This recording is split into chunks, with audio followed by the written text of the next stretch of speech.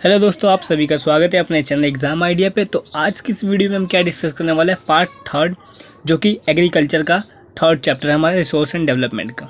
तो चलिए बिना टाइम वेस्ट के स्टार्ट करेंगे हम। तो हमने डिस्कस कर लिया था सब्सिस्टेंस फार्मिंग। आज की इस वीडियो में क्या डिस्कस करेंगे हम, कमर्शियल फार्मिंग। चलिए शुरू करते हैं।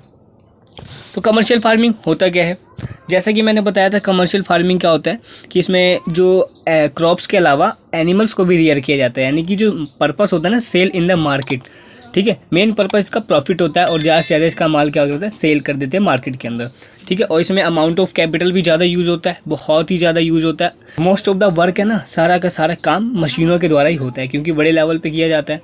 ठीक है, और इसके अंदर क्या होता है, commercial grain farming, mix farming और प्लांटेशन फार्मिंग जैसे एग्रीकल्चर की जाती है। ठीक है, चलिए अभी एक करके पढ़ते हैं, मिक्स फार्मिंग क्या होता है और प्लांटेशन फार्मिंग क्या होता है। ठीक है, तो सबसे पहले हम पढ़ेंगे क्या, मिक्स फार्मिंग।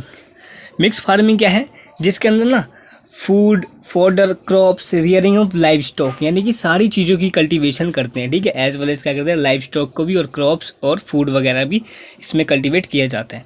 ठीक है, और लगभग ये ज़्यादा से ज़्यादा क्या, यूरोप, ईस्टर्न यूएसए, ठीक है, Argentina, south east Australia, New Zealand and south Africa जैसे एरियो में ज़्यादा लेवल पर की जाती है। ठीक है, दूसरा है प्लांटेशन फार्मिंग।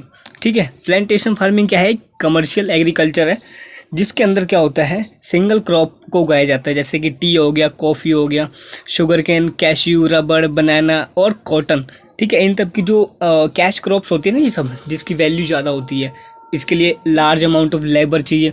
ठीक है, कैपिटल भी चाहिए ज़्यादा से ज़्यादा, और टेक्नोलॉजी भी अच्छी चाहिए होती है इसके लिए। तो नियर बाय फैक्ट्री होती है, फिर वहाँ पे क्या करा जाता है, इसको प्रोसेस किया जाता है, डेवलपमेंट की जाती है, और फिर उसके बाद ट्रांसपोर्ट करके जो भी एक जगह से दूसरी जगह ले जाया जाता है। ठीक है, सामान को, इसको कल्टीवेशन करने के लिए।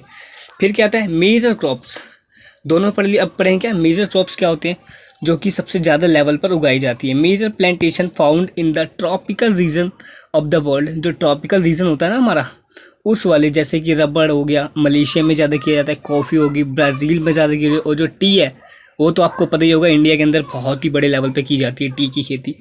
ठीक है, और श्रीलंका के अंदर जो है हमारा, इसमें भी जो टी है ये सब करी जाती है बड़े लेवल पे आजकल। ठीक है, तो अब इन मेजर क्रॉप्स को एक एक करके डिस्कस करेंगे हम। चलिए, तो सबसे पहले मेजर क्रॉप्स की कैटेगरी में सबसे पहले क्या है, राइस।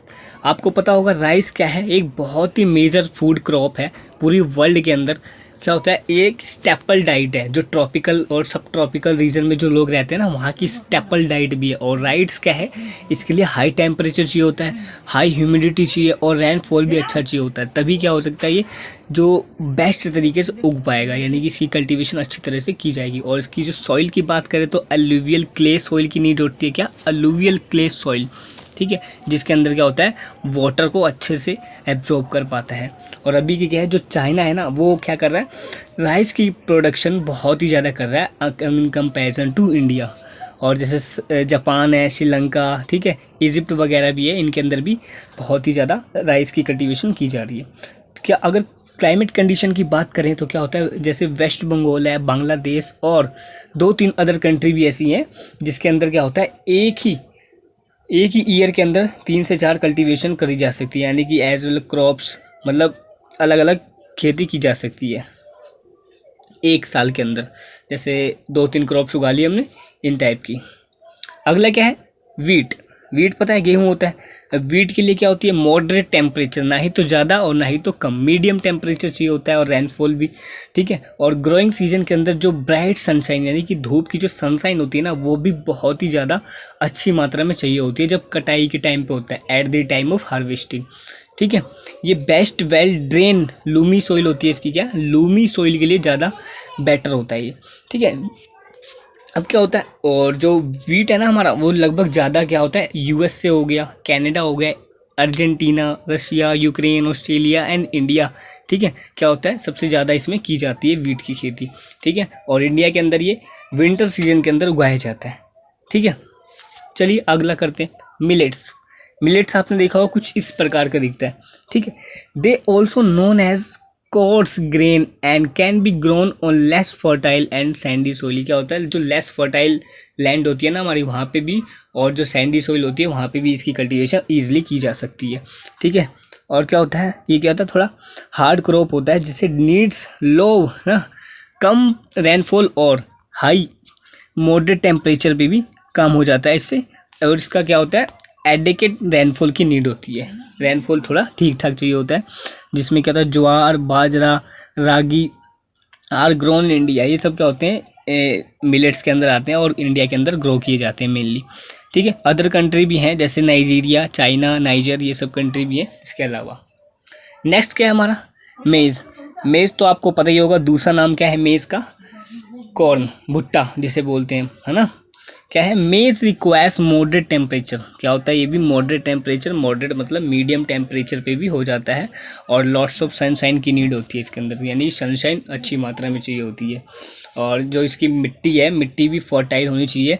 ठीक है, जैसे कि क्या है, मेज़ ग्रोन कहाँ पे किया जाता है, North America, Brazil, China, Russia, Canada, India and Mexico, इन सब देशों में ज़्यादा की जाती है। तो एक एक करके सारी चीज़ों को मैं बता रहा हूँ, एक्सप्लेन करता जा रहा हूँ, ध्यान से सुनते रहो, बस याद हो जाएंगे। नेक्स्ट क्या है, कॉटन। कॉटन पता ही है आपको, हिंदी में क्या कहते हैं, कपास। ठीक है, कुछ इस प्रकार का दिखता है cotton. Cotton requires high temperature. ठीक है, हाई टेम्परेचर की नीड होती है इसको। ठीक है, और क्या लगते हैं इसके अंदर, काफ़ी टाइम लग जाता है, जैसे 110 है ना, 100 डेज से भी ज़्यादा लगते हैं इसको कंप्लीट होने में, और ब्राइट सनशाइन की नीड होती है इसकी ग्रोथ के लिए। ठीक है, और ब्लैक सॉइल में ज़्यादा हो पाता है। ठीक है, और जो अलुवियल सॉइल है वो भी बेटर होती है इसके लिए। और ये कहाँ पे की जाती है, चाइना हो गया, इंडिया हो गया, यूएसए हो गया, पाकिस्तान, ब्राज़ील और इजिप्ट, ये समय इनके प्रोड्यूसर हैं कॉटन के। ठीक है, it is one of the main raw material for the cotton textile industry. जो कॉटन टेक्सटाइल इंडस्ट्री होती है ना हमारी, उसके लिए क्या होती है, बहुत ही ज़्यादा इंपॉर्टेंट रॉ मटेरियल है ये हमारा। ठीक है, नेक्स्ट क्या आएगा, जूट। जूट को पता है आपको, फाइबर क्रॉप्स भी बोलते हैं, है ना, फाइबर गोल्डन क्रॉप्स भी बोलते हैं जूट को। इसमें क्या होता है कि jute was also known as the golden fibre, जैसे कि मैंने बताया इसको गोल्डन फाइबर के नाम से जाते हैं, जो रेशे वाले होते हैं ना उसको फाइबर के नाम से बोलते हैं। ठीक है, अब क्या होता है, ये अलुवियल सोइल्स के लिए ज़्यादा होता है और हाई टेम्परेचर की नीड होती है। ठीक है, हैवी रेनफॉल और ह्यूमिड क्लाइमेट की जरूरत पड़ती है इसके लिए। ठीक है, और ये कहाँ पर, ट्रॉपिकल एरिया होता है ना, जैसे जो ट्रॉपिकल एरिया होता है, जैसे हमारा जो सूर्य है, सन वो बीच में रैंडम मूव करता रहता है, वहाँ के एरिया को हम क्या बोलते हैं, ट्रॉपिकल एरिया। जैसे अमेजन बेसिन हो गया, गंगास बेसिन हो गया, ये सब ट्रॉपिकल एरियाज होते हैं। ठीक है, इसके जैसे इंडिया है, Bangladesh are the leading producer of jute. ठीक है, इसके मेन प्रोड्यूसर हैं जो कि इसको लीड करते हैं।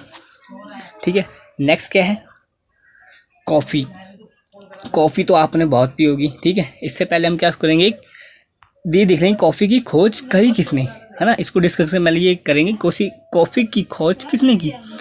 तो एक बहुत ही ज़्यादा इंटरेस्टिंग फैक्ट है, तो मैं बताऊँगा कि क्या है, अलग अलग लोगों ने बहुत ही डिस्कवरी दी है अपनी। ठीक है, और लेकिन एक बताएंगे क्या है कि इन क्या है अबाउट AD 850 AD था ना, जो 850 AD। ठीक है, कार्डी एन अरब गोट हर्डर था एक, जो कि क्या हो गया, पजल्ड हो गया। क्या, जब वो देखा ना अपनी बकरियों को चरा रहा था वो, तो उस जो पहाड़ी के कोने के एरिया होते हैं ना, बैरियर टाइप का होता है, तो वहाँ पे जाके ना उसकी हरी हरी कुछ पौधे लगे हुए थे, और बकरियाँ जाके ना उसको फीडिंग कर रही थी, चर रही थी। तो उसने जाके जब उसको सेंस किया, है ना, एक्सिलरेशन, तो उसने वो देखा कि डिस्कवरी टू द वर्ल्ड की, ये बताया ना कि उसने जब उसको टच किया तो उसको कुछ ऐसा महसूस हुआ कि ये तो कुछ अलग चीज़ है। तब बाद में उसकी जो टेस्टिंग वेस्टिंग करी होगी तो पता लगा कि ये तो कॉफ़ी है, और तो इससे पता लगा था कि कॉफ़ी है जो है, बकरियाँ चबा रही थी इसको उस टाइम पे, और वहाँ से उसकी खोज हुई थी। ठीक है, अब कॉफ़ी के बारे में पढ़ते हैं। क्या है, कॉफ़ी के लिए वार्म एंड वेट क्लाइमेट की ज़रूरत पड़ती है, और कहते हैं लूमी सॉइल की नीड पड़ती है इसके लिए। ठीक है, जो हमारा कॉफ़ी है उसके लिए क्या होता है, वार्म मतलब वेट और वार्म, गर्म और ठंडा दोनों टेम्परेचर इसके लिए चाहिए होता है, और लूमी सॉइल इसके लिए नीड होती है।